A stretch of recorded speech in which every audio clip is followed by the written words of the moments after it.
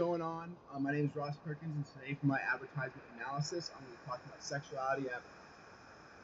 In lecture for sexuality and advertising, we talked about three different kinds of advertising that companies would use to advertise towards LGBT consumers. I'm only talking about two of them. The one I'm not talking about is advertising in an LGBT-based media vehicle. So kind of like, advertising maybe an LGBT-themed magazine where everyone who's reading it is accepting of that issue. What I'm talking about is implicit and explicit advertising with LGBT people.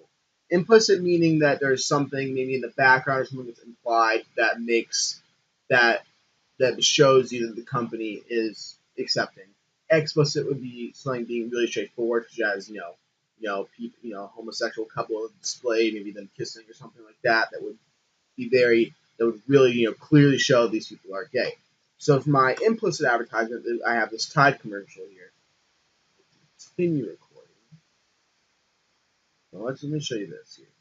Hold the pantry of shame. Buy one, get two free. That's an incredible deal. Not when we have to do the laundry 3 times to get it clean. So now we stick to Tide. Gets the stains out on the first wash. Now all our mistakes are behind us.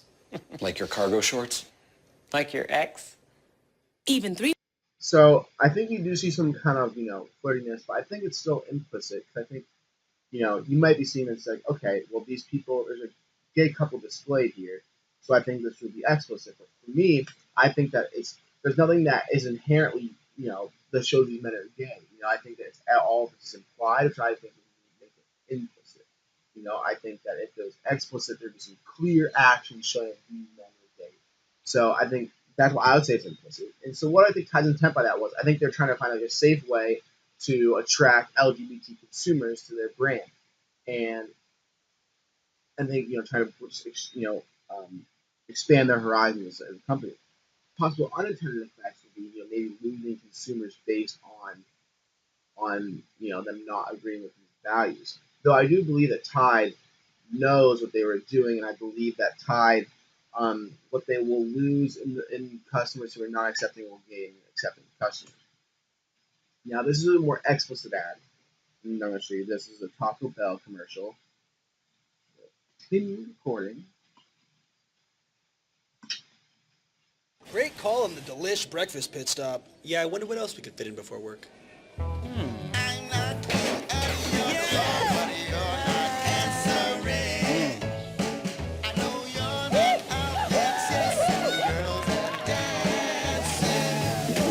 Where's Ben and Dave?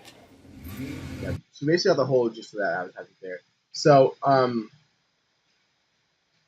I think here that it was very explicit. They were doing some clear actions that showed that they were gay. They cuddled. They were at their own wedding. And so I think with this in mind, I would say this is explicit.